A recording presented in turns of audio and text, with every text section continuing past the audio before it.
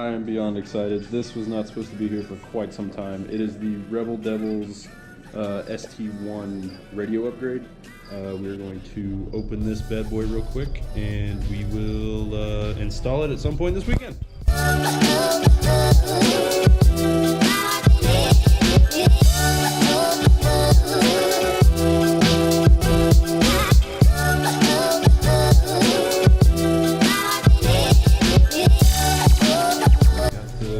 Android logo because it is an Android radio. Stop, dude. You're gonna get cut with a knife.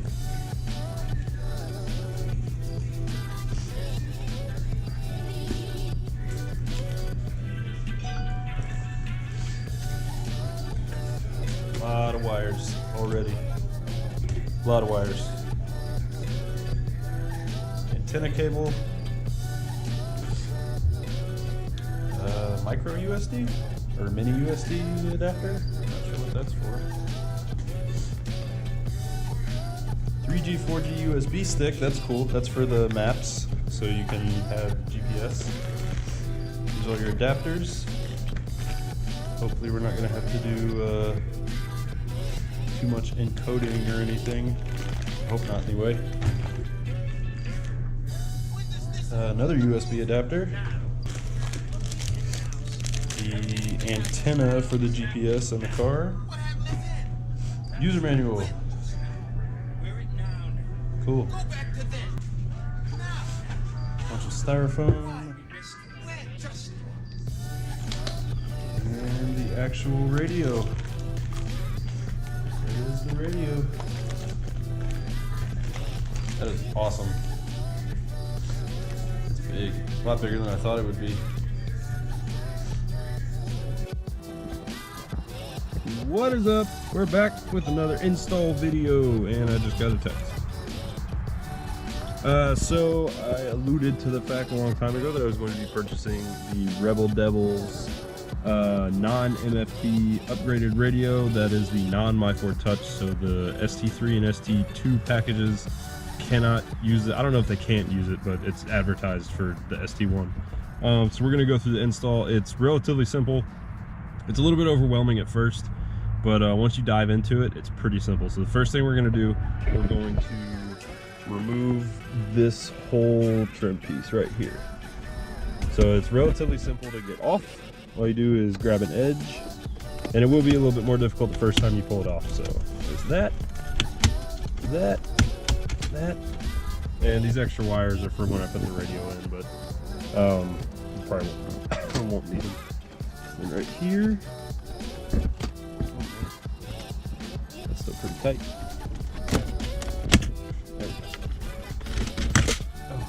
So there's that. And what you want to do is you're going to be exposing this torque screw. It is a T25. I don't have my torque set, so I'm using a 2.5 Allen, and that seems to work just fine. So you're going to go ahead and unscrew that. That is off. I like to put mine up here so I don't lose them. Next thing you're going to have to do is take the shift knob off and this entire shift boot. Pretty simple. I'll show you how to do that too. All you got to do is untwist the shift knob. Oh, first keep popping. First time you get it off, it's going to be pretty difficult. So untwist that. Oh, jeez. And then next thing, you got to get this whole shift boot off. You're just gonna push in here and it'll pop out. Important thing, you do not want to lose this piece. That's what controls your reverse lockout ring. There's a little nub right there, and it fits into that groove. So you don't want to lose that piece. If you lose that piece, you will constantly be going into like every gear. The next thing you're gonna do is this bottom piece right here. I actually broke one of these tabs off on accident when I was putting it back in.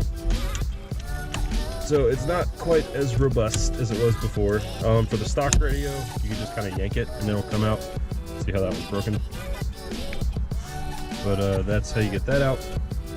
Next thing we're gonna do is this entire middle piece, and it all comes off at one big piece. Just like that. pull it from this side. All right, then there's some plugs back here that you're gonna have to unplug.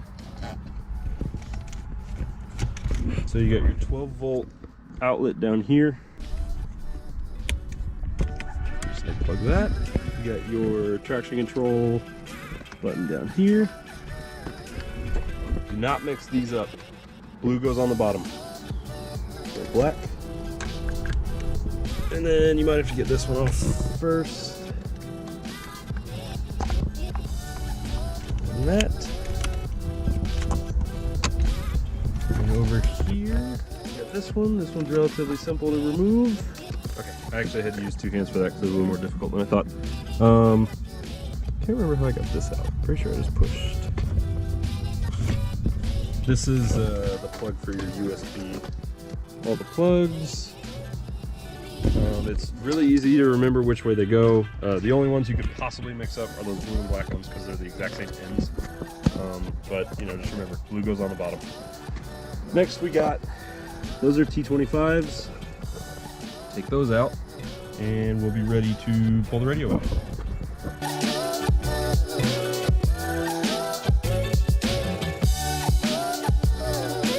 All right, now to get this radio out, you're actually going to lift up and pull out.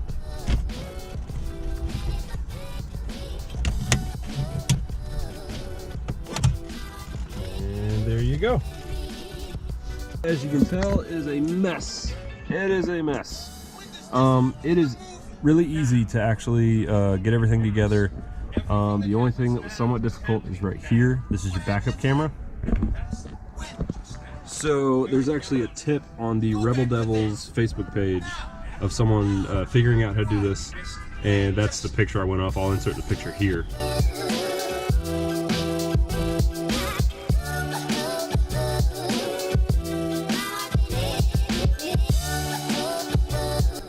So basically all you do is you clip the green and the blue. The green is going to go to your negative and the blue is going to go to your positive. And I just got these auxiliary male adapters off of Amazon. They were relatively cheap. Everything else is plug and play. It is self-explanatory. Very simple to do. All the plugs match up. There's the only cutting you have to do is to get your backup camera to work. And so we are going to go ahead and I got to tidy some of this up and make sure none of the wires are being pinched, because my radio's not sitting flush right now, and I'm pretty sure that's because the wires are getting pinched. So I'm just going to zip tie a bunch of them together and figure it out from there.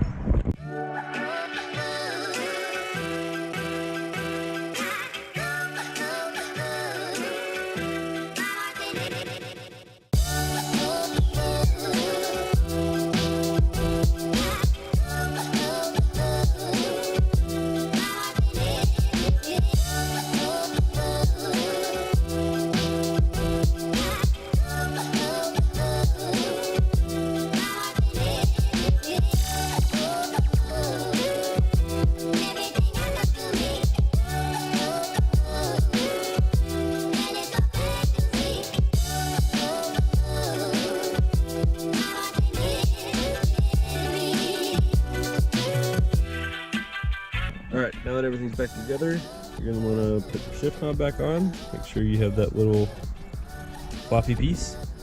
Slide it right over. Once it's down all the way, you can go ahead and pop this back in place.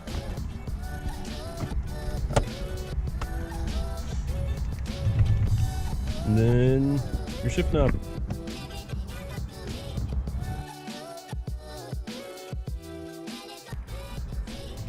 There you go.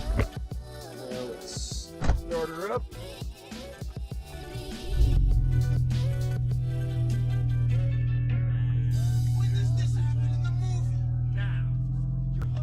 And it does run off of the stock Bluetooth calling, so you don't have to worry about that working or anything like that. Turn it all the way up.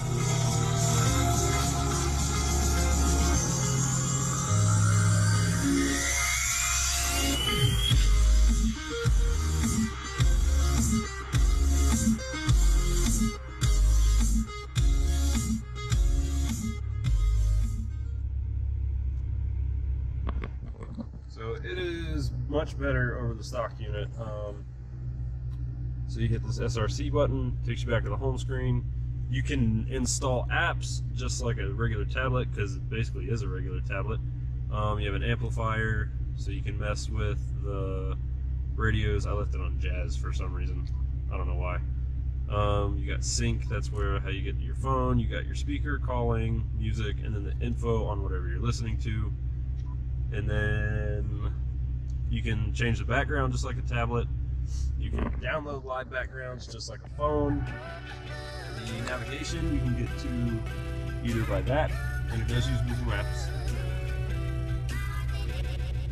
So you can do it that way, or you can hit the navigation button. So, pretty cool. And then if you want the screen off, you hit this dim button, DIMM, screen's off. And it'll still work. Steering wheel controls do work.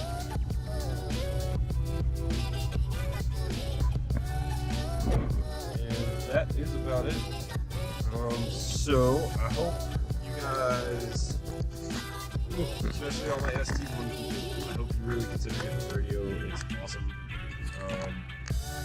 I mean, as far as I can tell, it's the best, easiest conversion into a ST2, ST3 type setup for your money. They are $350 to add to this video, and it will randomly automatically shut off, just like the stock radio. Another addition to this is I had those splitter rods that I got from Amazon. Those broke, so I went with FTR splitter rods.